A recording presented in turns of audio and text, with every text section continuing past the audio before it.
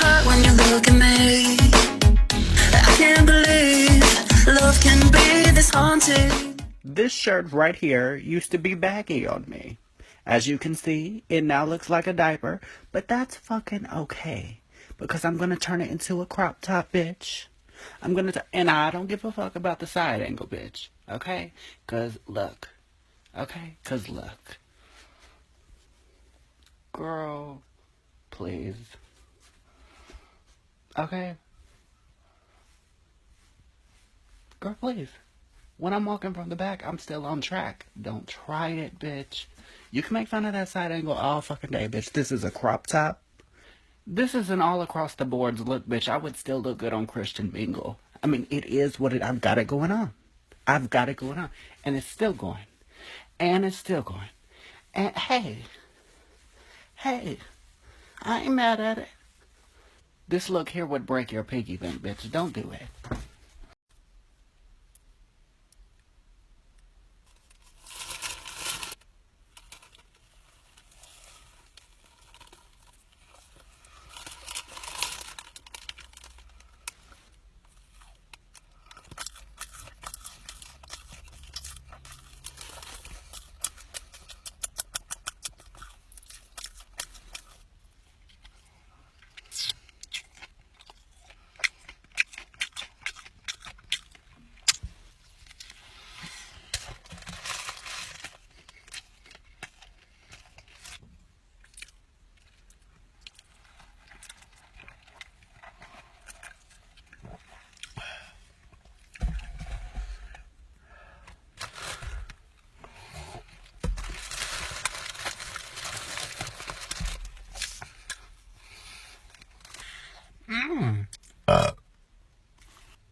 I'm telling you, these random ass people that DM me and shit, you know, it's different if you're a true supporter, but these random ass people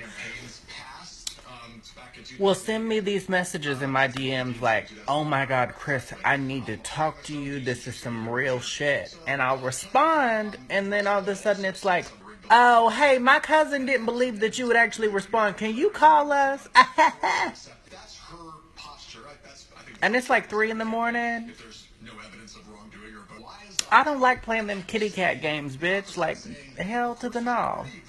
Hey, Chris, this is serious. Can you write me back? And then I write back and it's, hey, will you marry me?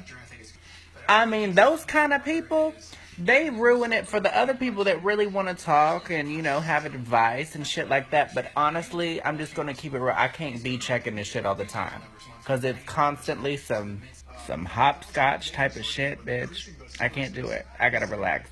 I mean, you really can't do nothing without people psychoanalyzing you online. You can't go on a little cute rant, you know, speak your mind. Which, hey, that's how I got my career, is bitching about shit that I don't like for 11 years now. So when I do that and somebody says to me, are you okay? You going through some shit? I appreciate the concern, but you better learn.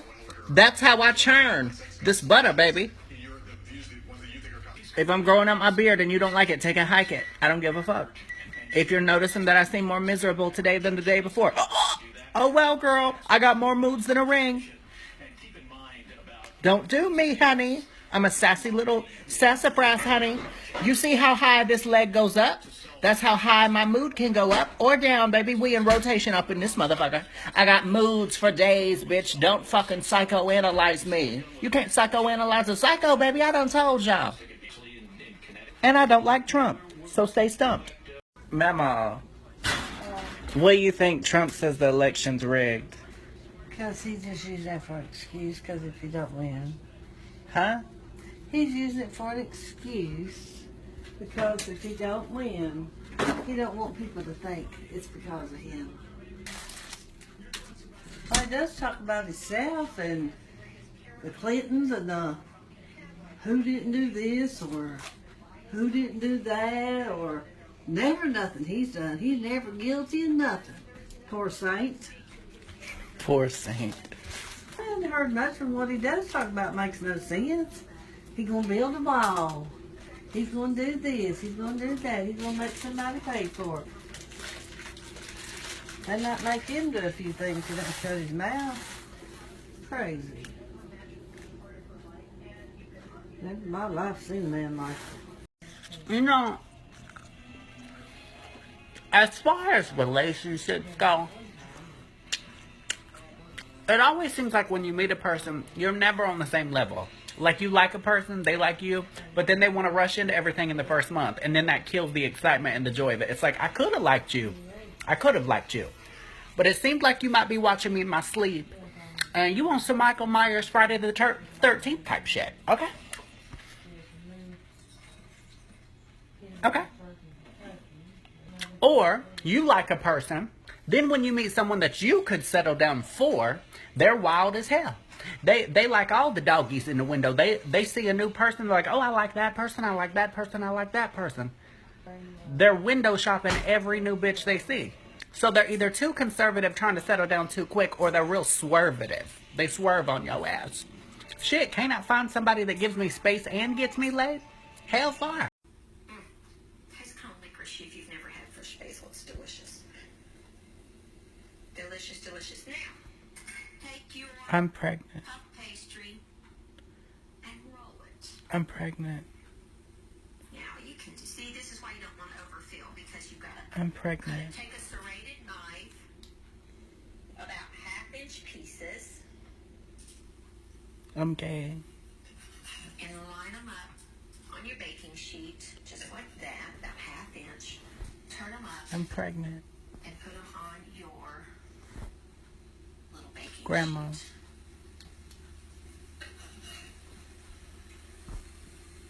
And they'll puff up. I love puff pastry. Hey, It's one of my favorite things in the I'm freezer pregnant. department. You can make it homemade. I never have tried because I read recipes and seen other people that why. let me ask you something. When did you know I was gay? I'm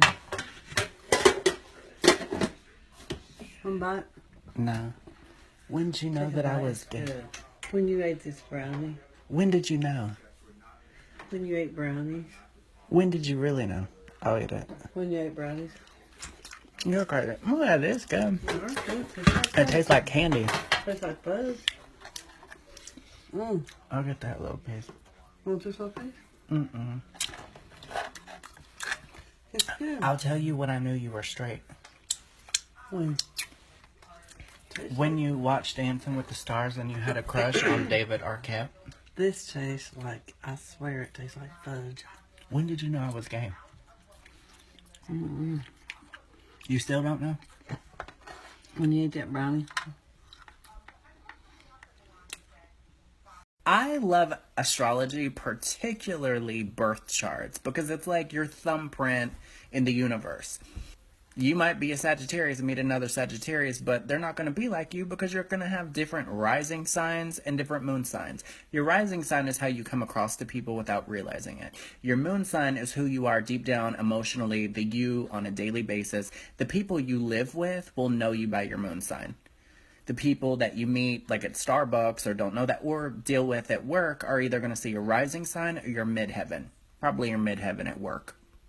But your Mars, your passion, your drive, the fire under your ass, is how you go out and get things done. And then your Venus sign, that's how you show love. That's how you are in romantic relationships. It's how you show love to people. And your true node is what you're meant to grow into in this lifetime. Your south node is what you're meant to grow out of. You gotta look into your birth chart, honey. My rising sign, my ascendant, is in Gemini, so of course I come across super humorous. People don't know when to take me serious. My sun sign's in Sagittarius, so they're opposite, so I'm super contradictory and speak very bluntly, which makes me look like an asshole because I speak bluntly, but I contradict myself. My Venus, which is how I love, is in Capricorn, so I actually don't want anything crazy in love. I want to settle down, and I'm very loyal. My Mars sign, which is my drive and how I get angry, is in Scorpio. I think you know what that means, so. My moon sign, which is who I am deep down on a daily basis, how my family knows me, is in Cancer. My midheaven, which is how you come across in career, and I believe Alyssa Sharp said how you come across on the internet, is in Aquarius. Social justice. Hello, my Leave Brittany Alone video. Chiron, which is the wounded healers, in my first house, Gemini, which means I'm very hard on myself. And my true node, my north node, is in Pisces, which means I was put here to help people heal. Capricorn as a lover. Capricorn is not someone who necessarily lets anybody in or wears their heart on their sleeves. They may not even wear their heart on their sleeves to their partner that they've been with for however long. They can sometimes come across as a little bit sarcastic or ice cold, but really they just get uncomfortable with overly mushiness. That doesn't mean that they're not romantic in their own way. They show romance and love through being dedicated and being there when they say they're going to be there, as Alyssa Sharp has pointed out. They are loyal, and that's how they show love. They will ride till the wheels fall off. They're not just going to flake out. Capricorn as an ex. To become an ex with a Capricorn, they've probably given you chances, because Capricorn, once they fall in love, are not the type to be like, okay, you've had 3 chances, I'm out. Capricorn gives you as many chances as they think you deserve, time and time again. So if they're your ex, you're done. Aquarius as a lover and as an ex. Aquarius is one of those signs that's kind of unpredictable. They can go either way. If Aquarius is with someone that super wants to settle down, Aquarius will do things to kind of rebel against that person, to miss that person. They kind of constantly have to have a little bit of conflict to keep things interesting. They don't like things to be boring. So even if an Aquarius doesn't realize it, they are kind of argumentative in relationships. They have to be with someone that's willing to talk out fights, because to them, communication is key. They love a person that knows how to communicate, even if it's good or bad. If you can get through an argument and talk it out, that's when they know that you're the one. Aquarius as an ex, again, Aquarius can go 2 ways. If they break up with you, they're not going to check your social media or be longing for you. But if you break up with them, Aquarius's ego is going to get in the way, and they're going to stalk your Facebook. I'm just keeping it real. Pisces as a lover and as an ex. Pisces, in my mind, is the parent and the lover who makes excuses for their partner's bad behavior. You know, Pisces is the type of person who, if you mess up, they're kind of going to go easy on you. It's not that they're not going to call you out, but Pisces has a soft spot for people. They kind of want to fix people. So if you're with someone that's messing up all the time and you're a Pisces, you're going to try to forgive them until you can fix them. You're a softie. But once that kindness has been taken advantage of, Pisces as an ex. It takes Pisces a while to get over things, because Pisces see love as like a movie, as a romance. They literally see things as like The Notebook, the movie. So I'm not going to say it's going to be quick for them to get over you. But I will say, Pisces are the type of people who need to get under someone to get over someone. It may take them a while, but Aries as a lover and as an ex. Aries is a fire sign, which means they rush into things. So I'm gonna go out and say it. Usually Aries don't know their partner fully well before they're dating them. If an Aries likes someone, they rush into it. So that means it's gonna be like a whirlwind romance. You're gonna go on movies, you're gonna go on hikes, you're gonna go to the park, you're gonna do this, you're gonna do that, you're gonna do all these things at once. It's gonna feel like you've been together for 5 years, because you're gonna do 500 things in the first month of being together, which feels like a whirlwind romance. But that leads me to Aries as an ex. Because they're really impulsive, because they don't like many people, so when they do, they burn through things really quickly. They get past the exciting getting to know you phase and never even get to know the person, so they burn through it really quickly, and once they're over it, they leave you an emotional mess while they move on to the next person. Taurus as a lover and as an ex.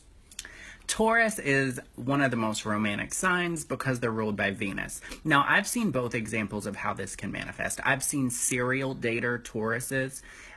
Even though they like to take their time, that can work out in 2 ways. They can be with people for 5 years and it go nowhere, or they'll know the person for 5 years and then slowly start to date them. They kind of work in 2 ways like that, but they love food. Tauruses love food, and they love earthly pleasures, going on vacations. They will pamper their partner, or they like to be pampered.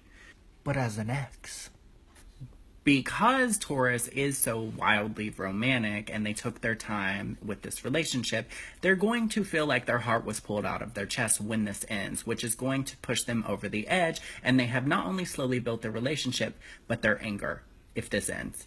They're not going to let go without a fight. It's going to get ugly, so that's why you give them food when you... Gemini as a lover and as an ex.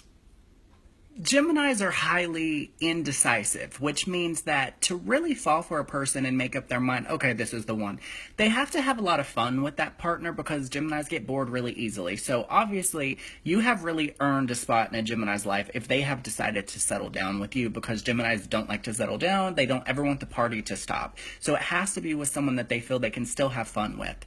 Dating a Gemini is like being the prom king and queen for the rest of your life. It's just like high school. And it's fun. That doesn't mean they don't have deep emotions, but it's just always going to be fun. Gemini as an ex is not so fun. It's the opposite of fun, because they're going to talk shit about you. Imagine how I said it's like in high school, prom king or prom queen. They're going to talk shit about you to the whole school of life. All your friends, all their friends, until it gets back to you, and they hurt you with words the way you hurt their heart. Cancer, as a lover and as an ex. Cancer, whether it's a guy or girl, treats their partner like they are their child. They want to take care of you. They might get a little bossy and say, you shouldn't do this, you shouldn't do that, because they think they know what's best for you. This is not meant to be in a controlling way, but they look at it like, I do all these things for you. I provide food. They might pay your phone bill. They might do this or they might do that. They just take care of their partner the way they would a child. So they love you intensely. They invest a lot into the relationship. They can feel your emotions, so they don't want to hurt you. They protect you from ever getting hurt. So as an ex, if they were like the mother or father in the relationship, so as an ex, everything they tried to protect you from ever being hurt from, they know how to hurt you. And they might, emotionally. Because they're sitting here thinking, I done did all this for you? Leo, as a lover and as an ex. When you're dating a Leo is kind of like the star of the movie of life. Like, imagine, like, your romance is like this movie, and you're dating the lead actor, you know? So that means you've got this beautiful piece of arm candy. They try to make you feel spoiled by spoiling them. It's kind of like it's your privilege to spoil them, because they kind of see themselves as royalty. Like, oh, well, I'm letting you be the person in my life who goes and buys me that Starbucks. Aren't you so lucky? So as an ex, they're going to make you feel like, okay, you didn't see what you had when you had me. Now someone else is going to be the lucky one. And they're going to very quickly jump into a relationship just to show you, now I'm someone else's arm candy. Virgo, as a lover and as an ex. Virgos are the type of lovers, they want to build up the partner's self-esteem, and they really want to see their partner strive to be the best they can be. But they sometimes can do it in ways that feel like little put-me-downs, because they always want to feel like, well, I just hope that you know I'm smarter than you, and I'm helping you achieve your dreams.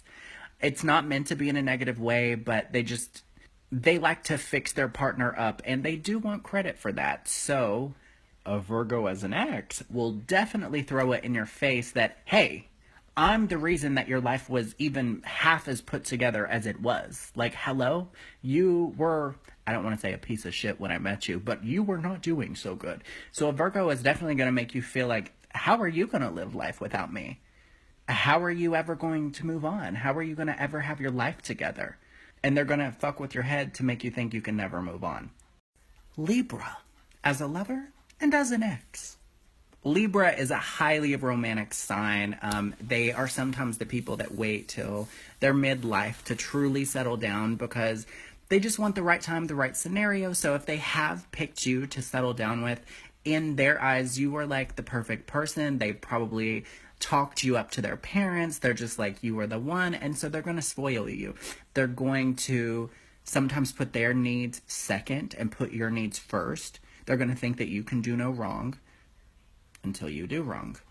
They're going to be selfless until you are so selfish that they can't avoid seeing it, because they're going to make excuses for your bad behavior. Libra as an ex.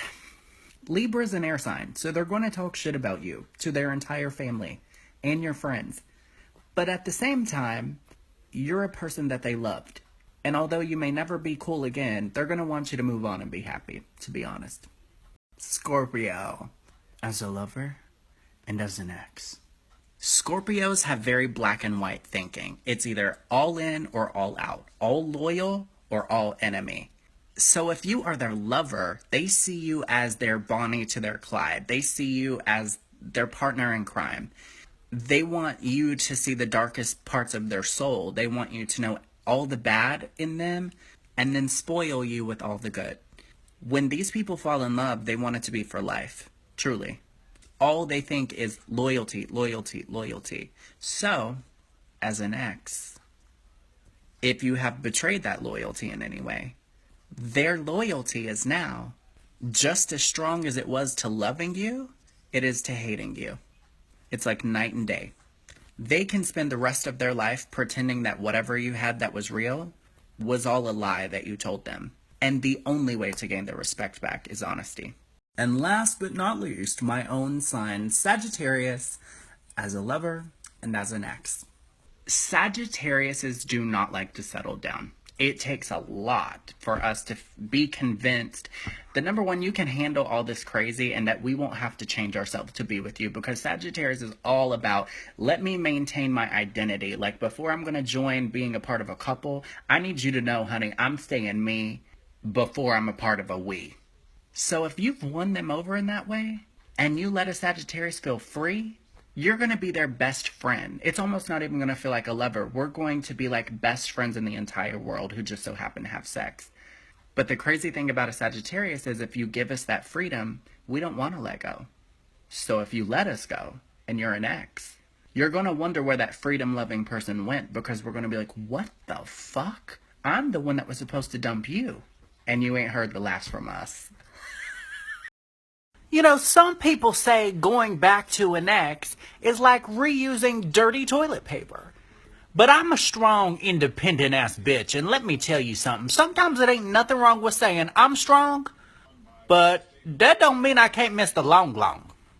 Okay? Sometimes it ain't nothing wrong with admitting that you miss certain things. I don't miss everything. I don't miss the unreliability. I don't miss being treated like a princess when you know damn well I'm a queen, jelly bean. But sometimes you get to missing that special feeling. Sometimes you might miss that hairy leg wrapped around your leg, honey. You might just miss that caressing. Oh, yeah. Like you a damn lotion commercial, bitch. I like missing the good old things. The good old things. But the truth is, I don't really miss him. I miss the Slim Jim. And I will find it again. This is a hamburger my grandma just brought. Your God's life. It's so fun. Look, it's got bacon. Well, don't put your hands all over it if I want to eat it. Have you ever, John? Huh? Have you ever? Have you ever in your life seen such a thing like that? I have never. Well, I'm going to eat it. You can probably cut it in two. It won't take me long. You want me to cut in two for you? No, that won't take me long at all. You get that up to your mouth. You're crazy. Watch this. You can't eat that big old hamburger. You want to bet? Want some salt? Just eat it slow. Hmm? Eat it slowly. Don't make yourself. Look at this hamburger. Lord have mercy. Mercy on my tummy. You mean to tell me, after all the gay men that I have known through my life with beards, that I've had conversations about growing my beard out to, none of them have ever pulled me aside in the men's club and said, hey, Chris, you should really try some beard oil. A very nice lady replied me on Twitter and said, hey, Chris, it would look a little less, scraggly if you use beard oil. So I get to Googling it. And my eyes are this big. I'm sitting here reading this shit like, oh, that's how they look better than me on that beard type shit. I feel sabotaged. I feel betrayed. I feel like they didn't want to tell me because they didn't want me to look better than them. But now I know. And now I'm going to go get me some. It's on now, bitch. You see, I used to think, okay, there's people who drink tea and there's people who drink coffee. But now I'm really realizing that I don't really relate with the coffee people. Because most coffee people don't like espresso. They just want coffee. You say, hey, you want a double shot of espresso? Oh, no, that's too strong. That's too bitter. Hold up. Bye-bye. Bye-bye. You don't like espresso. You say no to the so. If you say no to the espresso, that's fine. It's more for me. But don't act like you bout it, baby. Don't act like you bout it, baby. If you don't like that bitter taste on your tongue, you know, that bitter taste. It's the same difference in the people who like milk chocolate and dark chocolate. Bitch, I like that dark chocolate with that sea salt, honey. I'm with the long and strong group. Don't act like you in the big bad wolf club. If it ain't no espresso in that cup.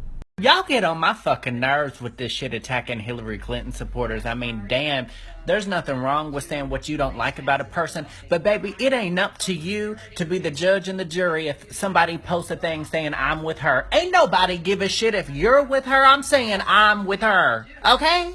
I don't give a damn if you are. I'm saying I am. I'm with her and you're with her. I get it. I don't go on no Donald Trump supporters page and try to convince them of who to vote for. Do you know how close it is to voting day? Whoever we're voting for, our minds are made up. Why are you trying to sway a bitch? I'm standing sturdy. We're going to have the first female president. Hell yeah, baby. And she's so intellectual. Deal with it, bitch. I'm with her and you're with her. It is what it is. Just vote. And shut the fuck up if you don't like who I'm voting for. I swear some people don't listen to nothing that you say. The words that come out of your throat, your tongue, your mouth. They don't hear that. They do not hear that. They hear what they want to hear. And I do not like to repeat myself, honey. If what the fuck I'm saying to you is quit harassing people, okay? And then I also say to you, I don't harass people who have different beliefs than me. I'm obviously following what the fuck I'm preaching. This is my page so I can speak my mind, but you don't have a right to harass a motherfucking thing that I say. You can speak on it. You put my intellect down, bitch, and we got a problem, bitch. Okay? Metaphorically jump on you like Tigger from Winnie the Pooh. I mean, have some respect. I ain't even had a manicure today, so I damn sure don't have time to get the claws out. You know, learn your place, sit down, nobody cares. You know, there's a difference between someone that goes out of their way to start arguments and someone that just speaks their mind and says, listen, I'm not going to tolerate disrespect. And for some reason, when you say that you are not going to tolerate disrespect, clearly I'm not disrespecting you because I'm not going to your fucking page to do so. So what does that mean? It means that would be like me standing on my lawn, okay, on my turf, on my grass outside of my home, declaring to the world, don't fuck with me, neighbors. This is my grass, this is my lawn, this is my turf, my AstroTurf. So Astro, get the fuck over it. Why does it piss people off for you to stand your ground? Because they want to believe that your ground that you're standing on is theirs too. Hell to the no, bitch. This is my fucking page. If I want to talk what I feel, I'm going to talk it. I'm not going to you to hurt your feelings. You know, thing about it is as Americans, we've all got different opinions, you know. It's not you versus me. It's not the right versus the left or none of that stuff. We need to bring it on home, boys. Lasso it in a little bit. You gotta have respect for one another. America is best when we stand together, not when we step on one another's toes. But you can step on mine. I got steel toe boots, motherfucker. You know what I'm saying? A little bit of cowboy humor for you. But all I'm saying is, stop the arguing, because what's gonna happen when you need to be borrowing a cup of sugar from your neighbor? Let's remember one thing and one thing only today, folks. We can agree to disagree.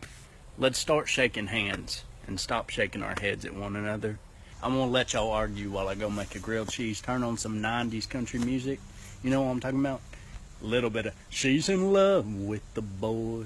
Dun, dun, dun. 10-4. A stage with Donald Trump.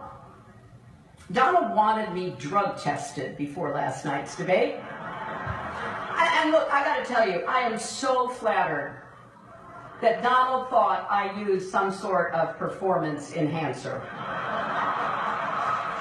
Now, actually, I did. It's called preparation.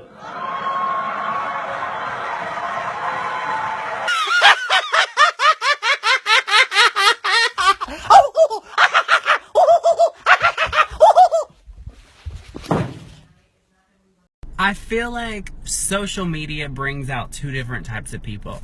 It brings out the people who complain about everything, and if they're upset, you're gonna know the time of day they were upset, you're gonna know how long they were upset, you're gonna know the minute that they feel better, and you're gonna know how long it lasts. It's like a whole process. They're gonna walk you through it. And then you have people who never tell how they're really feeling, and they post funny things, and they post things to laugh and, like, you know, stuff like that. But see, I think the people who post every time they're upset think that the other people have perfect lives, and it's like, no, honey, I don't do it like you do it. I try to make people laugh and smile, and I might have my moments where I snap, crackle, and pop. Know what I'm saying? But don't assume that you know my life is all gravy because you look at my Instagram page. My life is a book, not a page. Way more to it. Within 1 year, these are the things that people have turned on me for. Me getting my teeth done. Believe it or not, the thing I get complimented on the most, if you were on my page last year, was, I can't believe he got his teeth done. He needs to get a real job. How dare he use that t-shirt money of his on them new little chiclets? Then everyone got mad at my lips and told me that I ruined my face. You know, it's not body shaming as long as you're shaming my plastic surgery, right? Right. Then everyone got mad at me because I said that Black Lives Matter. I kissed someone in a video and everyone had to make fun of the person because they were transgender. I lost 10,000 followers in a week because of the way I chew food. And now everyone feels that they have a right to tell me if I have a right to say who I'm voting for. I definitely think it's time for a reminder that the reason half the people click like on my page anyway is because I don't really give a shit. Some people need to be reminded of that. You don't police my fucking expression. I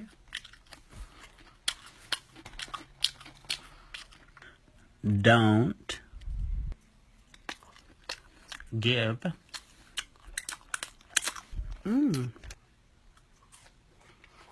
a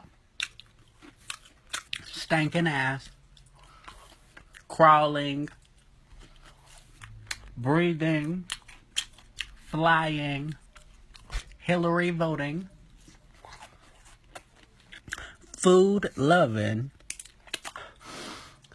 expialidocious, liberal as a motherfucker,